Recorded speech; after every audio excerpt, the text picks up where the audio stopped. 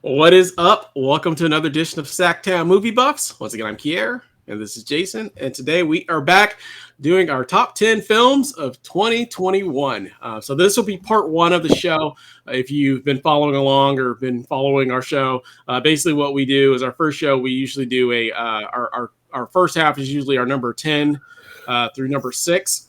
And then we'll come back with a second show where we'll do our number 5 through number 1.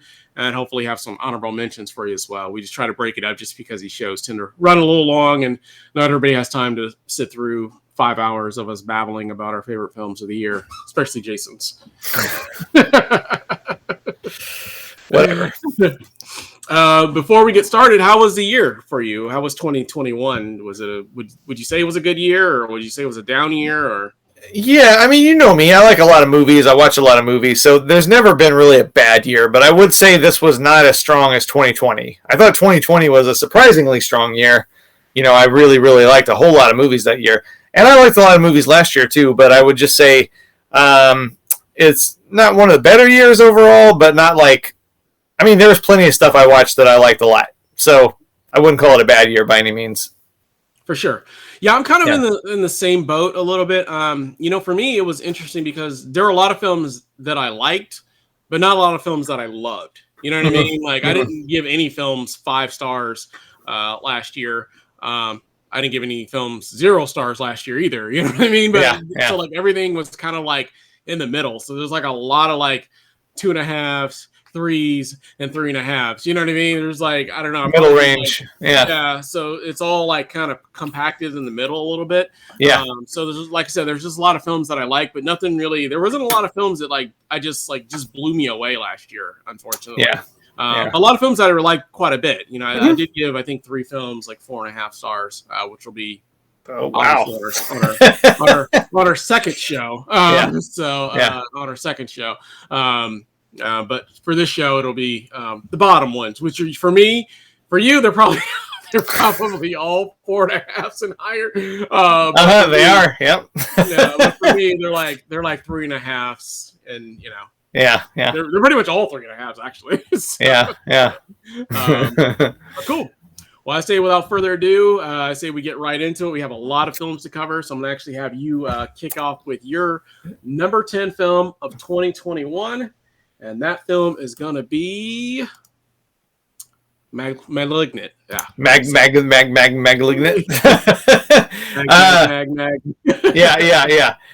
Yeah. So, and you didn't mention also that this is a first, I think, in that we don't share a single film like between our top 10s. They're all different. We talked about that before the show, and so if you've watched any of our previous top 10s, I mean, there's some years where we have like 5 of the same films in our top 10. This is the actual, I think this might be the first time since we did the first, top 10 list from like 1995. Yeah. Where we don't share any films in our top 10. Yeah. Not one is the same. Yeah, which is not to say that you don't like them. Like, you like this movie, but it's just would have been this movie. Yeah, no. Well, I'll let you talk about it, and then yeah. But it is kind of funny that we don't have a single film in common for our top 10. That is a first, I think. So Malignant, Malignant is it's just a wild, crazy, awesome movie, and horror is my genre. I would say it's. There were several really good horror movies in 2021, sorry. But I think this is probably my favorite, and it's the one that, that I'll most likely look at as my favorite years down the line, which is one of the things I try to think of when doing a top 10 now, because so many times I've looked at my top 10 from even just a few years ago and wanted to reshuffle things, wanted to move honorable mentions up into the top 10 just because they're sharper in my memory, and moved ones that were in my top 10, that was really cool, but I don't ever feel like watching it again. You know what I mean? So I'm trying to, in doing this top 10 this year, even though I think it's impossible, trying to think of like the ones that will really stick and really be like, when I look at this year in years from now, like, that was one of my favorites. So this is just a wild movie. I love it. Like, it's a James Wan film, and it looked, if you're just going by the trailer, it looks like all of his other movies. It looks kind of like an Insidious, Conjuring, type movie, it's very different, very different. So if that's been holding you back, it is not the same kind of movie at all, to its credit. Not that I don't like those other movies, but it's very much its own thing. It's really fun. It's really gory.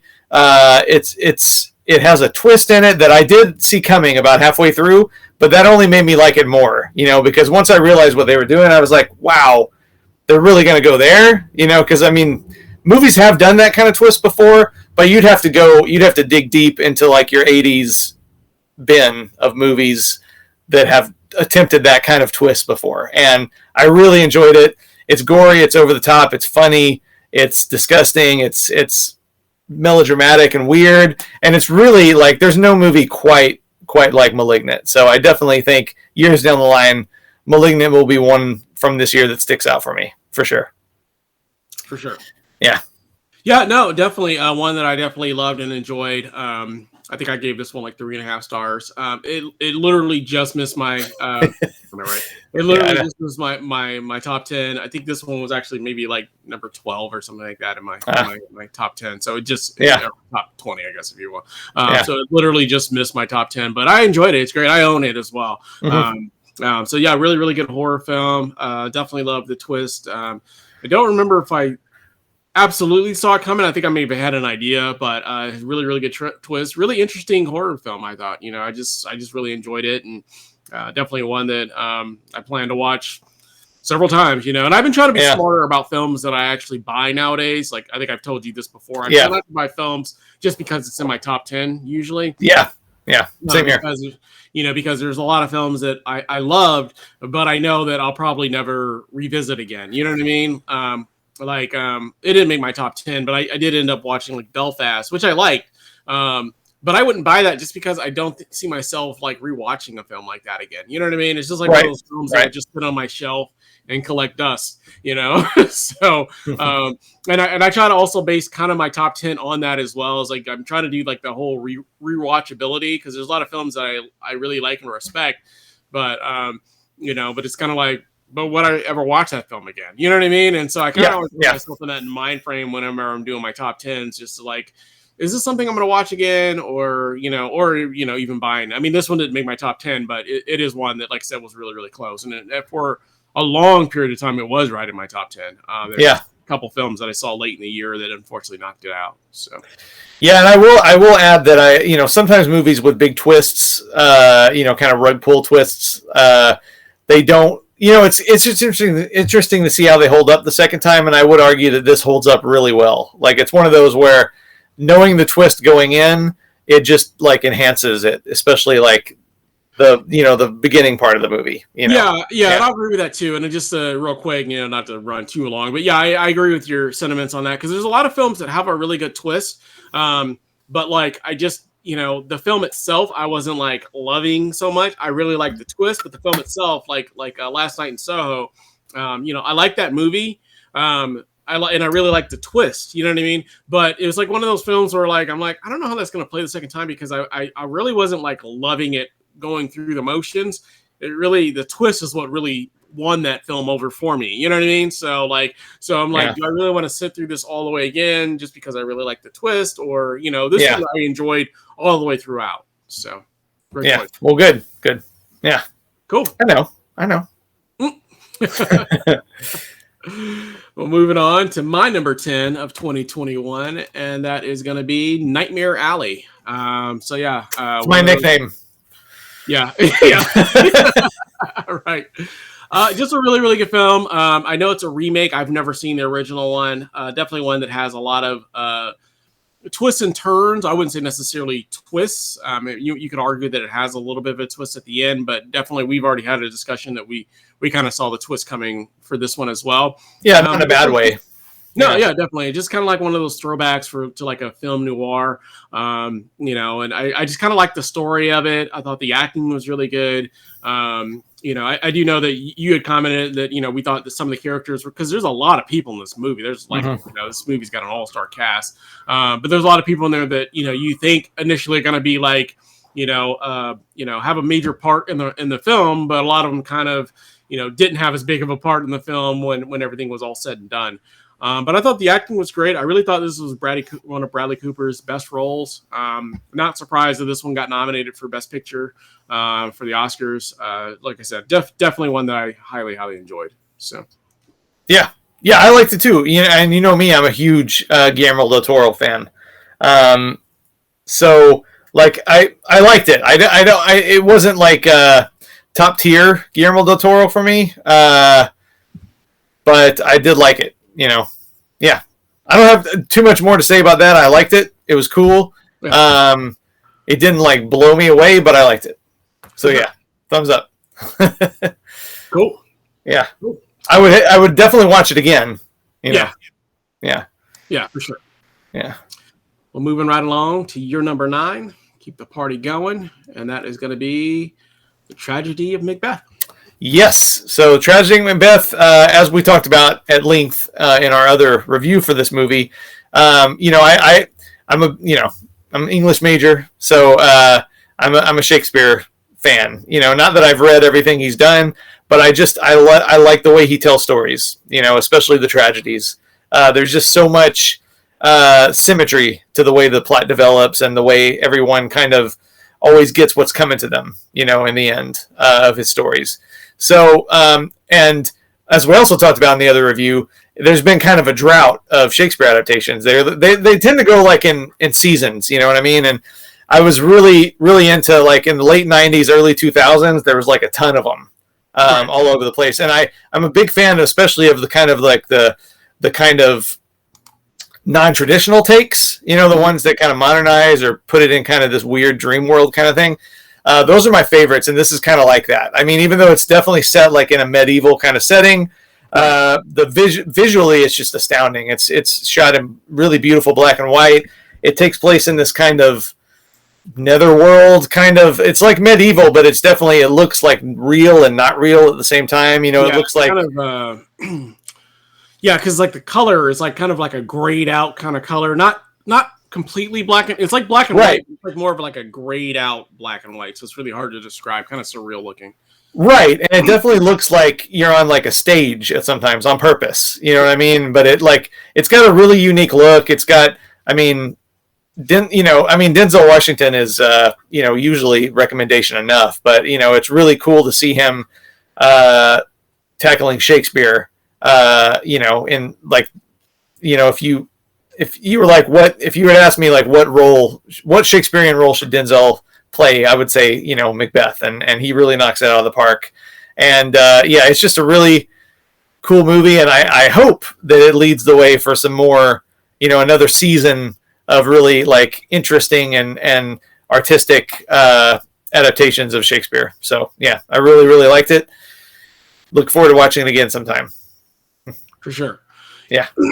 Yeah, this was more of a recent review for us because it was like one of those ones that we actually, I think, did you see it in 2021 or did you see it like this year? Oh, no, I saw it in 2021. I watched it on Apple TV Plus pretty soon after it was released on there. Okay. Yeah, so I'm pretty sure that was last year. Yeah. I didn't see it till, I don't know, sometime this year. So, so it is pretty fresh in my memory. It feels like almost like a 2022 film because I saw it so recent, But this was one that, I'm not the hugest Shakespeare person or lover of Shakespeare. I mean, I respect it. Obviously, I think that, his plays are classic. Everybody knows the big ones like the Macbeths and Romeo and Juliet and all the big ones that he has out there. My gripe, and we've had this discussion before, is I don't understand 90% of what's being said. Yeah, the acting's good. Yeah, it looks good, but it's just like one of those films where, like I said, I could watch 10 times and probably still not fully grasp every single line of what was being said. And so, like, to me, I just kind of check out when I don't even know what they're talking about. I'm like, it looks good. It sounds really cool. I got some idea of what they're talking about. But a lot of the lines is like I said, it's almost watching akin to watching a foreign film without the subtitles. So, it's just hard for me to really love a film when I don't understand exactly all the saying and you're just trying to figure it out. And, but half the time you're just like, wow, this looks cool and it sounds great and the acting's good. And that's kind of what you're going off of. And for me, I just need a little bit more than that. So, yeah, I'm not going to pretend I know everything they're saying, but, I get the gist of it, I guess you could say. And every once in a while, like I'll catch a line and be like, "Ooh, that was good," because Shakespeare's good with like his, he has some good burns in his plays, and Yeah. And by the way, just to rephrase what I said before, not necessarily everyone gets what's coming to them, because I wouldn't say that Romeo and Juliet get what's coming to them, or you know what I mean? But they're always always tragedies in some capacity, but they're not all deserving of what happens to them. Which is why they're a tragedy, and they're just very well told stories. I'll put it that way, archetypal stories. I think that's fair. Yeah, I think that's a fair statement for sure. Yeah. Cool. All right, moving right along to my number 9. Bring that in. And that is going to be Nobody, which I just love this film. I just think it's just so much fun. It's just like really fun.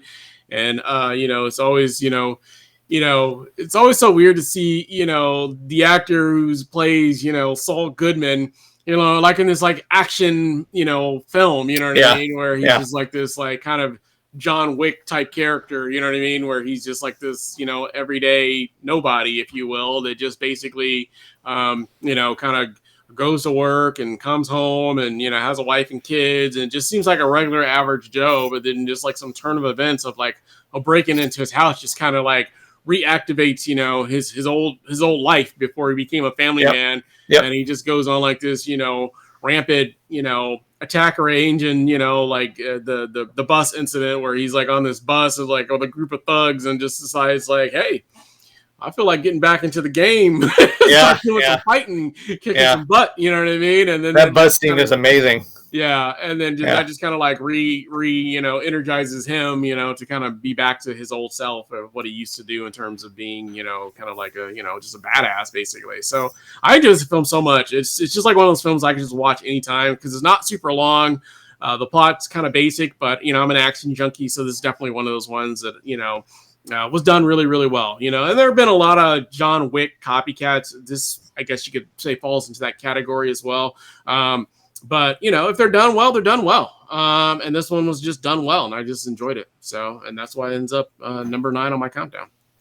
Yeah, I love that movie. It's a blast. I love Bob Odenkirk, of course, in anything pretty much. And there's not a whole lot to say about it. Because like you said, it's pretty basic plot, but you don't need like a complicated plot. Sometimes it's just a really fun movie, and it has no problem getting really over the top and silly toward the end, and I love that. So no, for sure. I agree with that 100%. Yeah, cool. Yep. All right, well, we are still moving right along then. So we're going to bring up your number 8, which is going to be Dune. Ah, yes, that's right. I was like, I couldn't remember. What is my number 8 again? Yeah, that's why I use these lists, because I don't remember half the time either. Dune is Dune. I mean, it's a gigantic. I'm a fan of science fiction. I've not read the books. I know there's a lot of very passionate fans of the book series. So I can't vouch for how good of an adaptation it is, but from what I understand, it's a much better adaptation than the 1980 something David Lynch version, which I also love as a film. But it's just a big, beautiful, epic movie. I went to see it again on the IMAX screen and was just once again like blown away just by how visually detailed it is and just the scope of the story. And there's a million characters, and I don't remember their names because they're all weird science fiction names. But I mean, to me, this is it's just like what movie theaters were made for. This kind of movie, and I love it. I can't wait for Chapter 2, and I'm a big fan. I'm discovering how big of a fan I am of this director. And every time I try to say it, I know I'm going to butcher it, but Denis Villeneuve, or I'm not sure how to pronounce his name, but he did, he's done Dune, he did Sicario, he did Arrival, he did Prisoners, he did Enemy. He's done all these really cool, dark, Blade Runner 2049, all these really visually extravagant, beautiful, interesting, weird, dark, creepy movies. And, love it. Good stuff. For sure. Cool. Well, I'm not always like the biggest science fiction guy per se. For some reason, this one, it reminds me, not that it's the same kind of movie, but going back to the Tragedy of Macbeth, it's another one of those kind of movies where, you know, sometimes I don't know what they're talking about. Yeah. You know what I mean? So again, those types of movies I kind of tend to check out in phases because it's all this like futuristic mumbo jumbo. We need the spice and the blah blah blah and this and that and the Star Gecticler Commander blah blah blah blah blah. So I don't know. It's none of those films that, you know, they're big on visuals, you know, but the actual dialogue sometimes I just get lost in the weeds on. So I like those kinds of films. Like I said, but again, it's like one of those. I mean, this one I can understand a little bit more than say like Macbeth. I mean, in both of them you get the general gist of them, but you know, but there's definitely stretches where you don't know what they're talking about, and it doesn't matter, I guess. But you know, I don't mean, to me that's can be in some cases a little bit of a flaw. I liked it, but to me, it also kind of felt like a throwaway film. It was just basically a setup for whatever's to come next, I felt like. So I just didn't love it. But I thought it was decent. You know, it's another one that's a Best Picture nominee as well. I think it might be the only one in your countdown that actually falls into that category. I think so. I think it is. As far as Best Picture goes. I mean, there's other ones that are maybe Best Supporting Actors or Actor or Cinematography or whatever. But like I said, a lot of people like it, and I respect that. It's just, for me, it's just, you know, it just doesn't fall in that same category for me as all. So. All right. You're entitled to be wrong. It's all right. Cool. All right, moving right along. Bring in my number 8, and it's going to be The Power of the Dog. Another Best Picture nominee, actually. Yep. So I love The Power of the Dog. I just really, really enjoyed this film. It's just like one of those films where it's kind of, you know, set up, you know, with Benjamin Cameron and, you know, Jesse Plemons and Kirsten Dunst.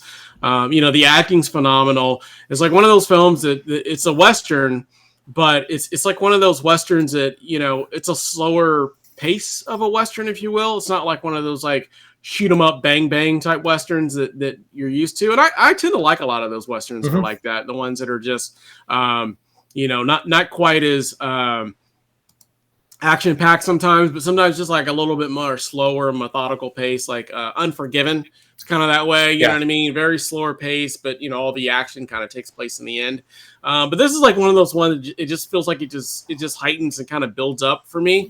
You know, because you're not really for sure what's going on. I mean, the general summary, we know that, you know, he's, you know, he kind of plays like a really mean character, and his brother, played by Jesse Plemons, is kind of more the you know, the nicer guy, if you will, and he's just super mean to him. And then Jesse Plemons ends up marrying Kirsten Dunst, his character, and she has a son that, you know, comes across as, you know, different, if you will. And this guy's just super mean to him.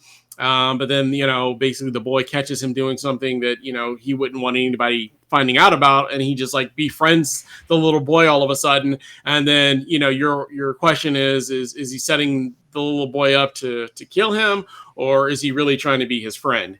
And to be honest with you, I still don't know the answer to that question. Which I think is kind of the point. I think that's kind of the point. You really don't know what his real motives were. But I liked it, and it's got a twist that I, you know, didn't necessarily see coming at first. I didn't catch it till right before the twist. But I did catch it at some point. But no, I definitely enjoyed it. I thought it was just a really, really good, really good fun film for sure. So. Yeah, I also really liked it a lot. I think Benedict Cumberbatch is excellent in it, and Kirsten Dunst especially. Like, I don't remember who else is nominated for. Is it supporting actress? Probably, right? All three of them were nominated, actually. Yeah. Jesse Plemons was nominated for supporting actor, and then she was nominated for supporting actress, I believe. Yeah, I don't remember who else is nominated for supporting actress, but I think I'm pulling for her. Honestly, I think, you know. I think she deserves that prize for sure, and Benedict Cumberbatch too, but especially Kirsten Dunst, I think. Yeah, I haven't seen most of the films that are up. Like, I didn't see The Lost Daughter. I didn't see West Side Story for supporting actress. She's really good. Yeah. That lady, Ariana DeBose, I think. Yeah. Yeah, she's great. I just saw Belfast recently, as I mentioned, with Judi Dench, which I don't know. I think that was kind of a weak Best Supporting Actress, if you will, because I think that the wife in that film probably has more lines than she does, but it's one of those things. Well, it's Judi Dench. She sneezes and she gets a nomination. Yeah, exactly. So I'd be highly surprised if she won, but I kind of agree with your sentiment on that as well. So yeah. But yeah, I really enjoyed it. It's one I'd like to see again. Because when I watched it, I remember I liked it a lot, but it kind of blurred in with a lot of other movies I was watching at the time, because I think I was just watching a whole lot of like acclaimed movies at once. You know what I mean? And it's one that I think I'd like to watch again sometime. Yeah, it didn't seem like you. I remember when you first talked before I had seen it. It didn't seem like it was one that you were strongly recommending, or there's something that bothered you about it or something. So no, I just did. For you, it seemed a little too slow paced and anticlimactic, and ambiguous. Like, it didn't seem like something you would love. I wasn't sure, but I'm glad you did. I'm glad you did. No, for sure. Yeah, for sure. Yeah. Cool. Yeah. All right, moving right along. We're actually going faster than I thought on these. We're on number 7, so that's not too bad. Right? We're on 7? Yeah, we're on 7. Yeah, we're on 7. Yeah. Your number 7 is going to be The Matrix Resurrections. Yeah. One of the, everyone agrees this movie is amazing, right? Oh, yeah. I mean, I haven't got any pushback. Total agreement on that fact. No one has said that they didn't like this movie, which is exactly strange. Yeah, I know, right? I know. We're joking, of course. Yeah. No, this was one of the most divisive movies, I would say, of last year, but I don't know. I loved it. I think it is, in my opinion, like, these days we're swamped with franchise extensions and reboots and prequels and this and that, and it just seems like I understand, like, people will eat up pretty much anything that Marvel puts out these days. People will eat up just about anything DC puts out these days, and to me, like, I liked that this movie was going about things in a different way. You know what I mean? Like, all the Marvel sequels, prequels, reboots, TV series, they're all kind of, even when I like them, they're all for the most part the same. And I think it would have been very easy for them to do like another Matrix movie that just carried on the same line as all the other ones, and it probably would have been more successful, and probably people would have liked it more. But I like that they went a completely different route with this, and that's probably what upset a lot of people. But I admire that. I admire pushing against the grain, not just like trying to extend the same thing you were doing before, but more like taking a step back and looking at the previous films in a way that was like really creative and unusual and challenging. You know what I mean? Because it carried on the story, but it also brought the story into the story in a way. Like, I mean, we've seen that before. Like, Scream is a movie that's about horror movies, so it's kind of a meta approach, but it did a meta approach in a way that, like, I've never quite seen before. You know what I mean? So it was interesting and unique and challenging, and really kind of courageous in the way that it attempted to do something completely unexpected. And that's what was its downfall for a lot of people. But for me, that was what made me love it. You know, that it was that different and unafraid to be different. So I loved it. For sure. I liked it quite a bit myself. It didn't make my top 10. It's another one that would be in my honorable mentions, but it would be unfortunately further down on my honorable mentions. There's a lot of films that I probably at least another 10 films outside of my top 10 that I would put ahead of it. I don't know if I liked it quite as much as you did, but I definitely, well, obviously I didn't like quite as much as you did in my top 10, but I did like it a lot. There are a lot of people that absolutely love this film. I own it as well. I bought it on. In fact, I just posted on my Instagram account that I got it, and I got a lot of people in the comments that were basically saying how terrible it was, and how it was the worst of the series, and how this was bad and that was bad, and it was terrible that they didn't bring back Lawrence Fishburne, and just all kinds of anything and everything about this film the reasons that I've all heard before why people didn't like it. I liked it. I thought it was fun. Yeah. I thought it was great. Like I said, I didn't think it was quite as good as you did, but I definitely enjoyed it quite a bit. So I thought it was a fun action film for sure. So. Yeah, I think it's misunderstood, and I hope that in the future it's looked back on fondly, because that's a lot of times that's what happens if a movie comes out and does things unexpected. It's argued about at first, but then like 10 years later, it's like people look back, oh yeah, that was pretty interesting what I did there. You know what I mean? So I hope that happens with this one. Yeah, and that's very, very possible. Some things just take time to mature, I guess, if you will. And then people tend to come around and say, well, maybe it wasn't that bad, or now it's a low key classic or something of that nature. So we'll see how that plays in the next 10 years, of course. So the people I feel like you think that about every film that you love that's kind of polarizing, though, because we just had this conversation about Texas Chainsaw Massacre. Yeah, I think any film that you love that is kind of polarizing, I think you say that. Well, we'll see. That's another one that I agree. Like, I think, again, like both of them, this one has some very serious defenders. You know what I mean? Like the new Texas Chainsaw Massacre movie. Like, the people who hate it really hate it, and the people who love it really love it.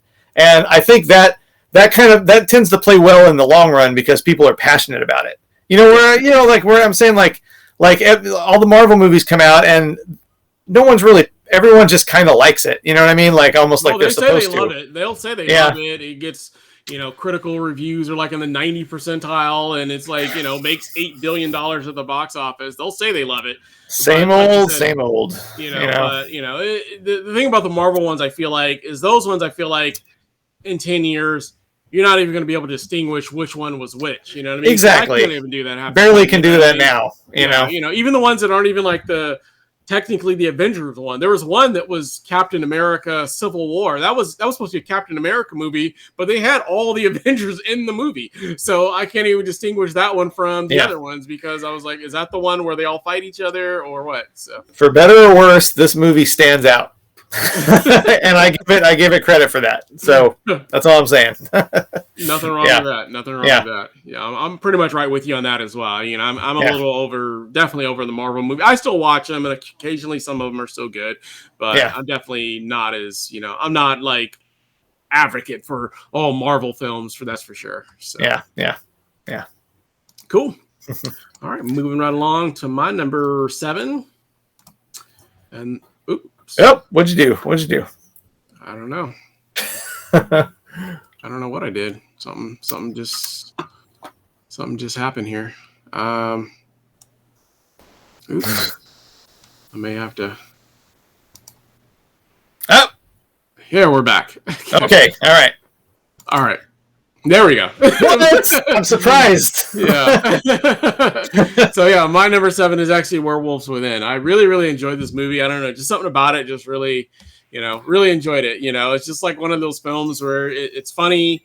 It's also got a lot of horror in it as well. And I just really like the characters in this film. I thought they were all just like really weird and quirky and wacky. I said, it kind of reminded me a little of, like Clue, or like Knives Out. It kind of has that same kind of feel where, it's a group of people. One of them is a murderer who may or may not be a werewolf. You don't know for sure, but one of these groups of people is definitely the murderer, and you're trying to figure out who it is. And I generally like those kind of movies. And this one I thought was a little better than, I actually like this one better than Knives Out personally. But I really enjoyed it. I thought it was a really, really just good movie. And it's like one of those films where you don't even know, almost to the very end, whether or not whatever's killing is actually a werewolf or not. You know what I mean? Right. You guess, or you suspect it might be, but you don't even know for sure. So I thought that was an interesting take as well. It's almost a twist in itself, because you're trying to figure out, who the killer is, and you're going to find out, are they just a regular person, or are they actually a werewolf or something else? And you don't quite know. So I like that aspect of it for sure. Yeah. I really enjoyed it. I have nothing bad to say about it, really. It's a fun movie. I love werewolf movies. I love murder mysteries. Sam Richardson's really great. I hope he gets more leading roles like this. I wasn't fully on board with the resolution of the mystery, really, but that could just be personal preference. It could work for me perfectly fine if I watch it again. Yeah, a lot of people didn't like the twist of finding out who it was, and then there were also some complaints about well, I don't want to give it away, but there's also some complaints once you find out, who they are and kind of what they are, what it is. There's some complaints about that as well. So, and I'll just leave it at that. But no, I liked it. It didn't bother me. Like I said, I thought it was great and I loved it. And that's why it's number 7 on my countdown. Yeah. But, I make no bones about it. Cool. All right. Well, moving right along to your number 6. And I will bring that in. I think I remember. Be Tick, Tick, Boom. Yeah. I feel like I'm being repetitive here because we just did a review of this one like a couple of weeks ago. But yeah, I was a big fan of this one. It is the directorial debut of Lin-Manuel Miranda, who is famous, of course, for the Broadway versions of Hamilton and In the Heights. It's just a really good musical. It's the story of Jonathan Larson, based on his one-man show, which also kind of doubles as sort of a biopic, leading up to his fame with the Rent musical. And I don't know, it's just really good. The songs are really good. The acting is really good. It looks really good. It's just one that I've watched twice now, and both times it just like, for me, like every minute of it just like pulses with energy and emotion and great music and a love of great music and great theater. So, it's a pretty nerdy movie, but I love it. So I'm a nerd. So there you go. And so are you. If you don't, think you are. So. Well, I'm not a nerd, so I hated it. So, Shut up. I didn't hate it. It just wasn't for me. And we've had this discussion. We just did a review on this, like you said, not that long ago. It's a few weeks ago. So this one is it's a musical. I'm just not very big on musicals. They're just never really been my jam. And I've expressed kind of why. Just people just start singing and dancing in the middle of a movie. It just kind of pulls me out of the scene a little bit. So I'm just not a fan of that. The story itself, I mean, I appreciate it. I appreciate, what Jonathan Larson was doing and trying to. I know it's so hard to get a Broadway musical, off the ground and something he worked on for years. So I appreciate all those elements of it. It just wasn't a film that I necessarily love or gravitated towards. Not one that I would personally see again. So yeah. But hey, different strokes for different folks, man. Exactly. So, and you're also wrong. Whatever. All right, cool. Moving right along to my number 6. So I'll go ahead and bring that in. And my number 6 is actually going to be Licorice Pizza. So obviously a Paul Thomas Anderson. Paul Thomas Anderson? Wait, who? Paul Thomas Anderson film. There you go. And this was like you said, kind of like a hangout film. I know there's been some questions about the age difference between the leads, one being 16, the other being 20. How old was she? 24? 25, I think. 25. Yeah, 25. So I know there were some questions about the romance between the age differences, which, I mean, I understand. It didn't bother me, though, because I felt like everything in this film was more or less innocent. Another one that's actually nominated for Best Picture. Wow, I've actually got like 3 in my top 10 that are nominated for Best Picture. Interesting. Usually that's not the case for me. Usually, my films never crack the top 10. I mean, most of my top 10 never cracked the Oscars. It's just so this is a rarity for me. So, but I really love this. This is actually probably, I think I told you this. I've never been a huge Paul Thomas Anderson fan like you have. He's been really hit or miss for me, but this is probably my favorite one of his films, actually. So, so I really enjoyed this film. I thought it was just fun. I thought it was funny. I liked the characters. I thought the acting was great. I like the story. I like all the little cameo people that show up, the Bradley Coopers and things of that nature. And definitely one of those ones where I actually can see why I got nominated for Best Picture and the one I'm actually rooting for to win. So, so definitely enjoyed it. Cool. Yeah, I love it too. as a big Paul Thomas Anderson fan, to me it's kind of lower on the ranks, but like I've loved pretty much everything he's done, so that's not really a dig. I can't quite. It's weird. Like I've watched it twice, and I feel like I can't quite crack it yet. You know what I mean? Like I've watched it twice, and I like it. I admire it a lot. I haven't like loved it yet. I love the soundtrack. I bought the soundtrack, and the soundtrack's amazing. And I probably will buy this on Blu-ray and revisit it, and then probably maybe the fourth or fifth viewing, I'll be like, oh yeah, I get it. This is amazing. You know, right now it's at the really really strong like B plus A minus range, but it's definitely one that's really interesting. It's really funny and cool and unusual, and I haven't quite cracked the code on it yet. I feel, but I will. I'm sure. So yeah, good choice. Cool. Yep. Well, that actually concludes the bottom half of our top 10. So you'll have to join us next time, or do our top half. If none of our films, are in your top 10, well, don't fret. The next show, maybe they're in there. Maybe they're in our top 5. Maybe that's why they haven't appeared yet. Yeah. You just never know. And, since neither one of us have any of the same films in our top 5, that's 10 whole films that may appear in the next show. Yeah, that's right. That's right. That's right. So you just never know. You just never know. Exactly. Well, let us know down in the comments, what you thought of our bottom half. And as always, if you like the channel, we ask that you like, subscribe, make sure you hit that bell notification, and we'll be back again soon with another show. And again, our next show should be the top half of our top 10. Thank you for watching, and have a great day. Bye. Bye.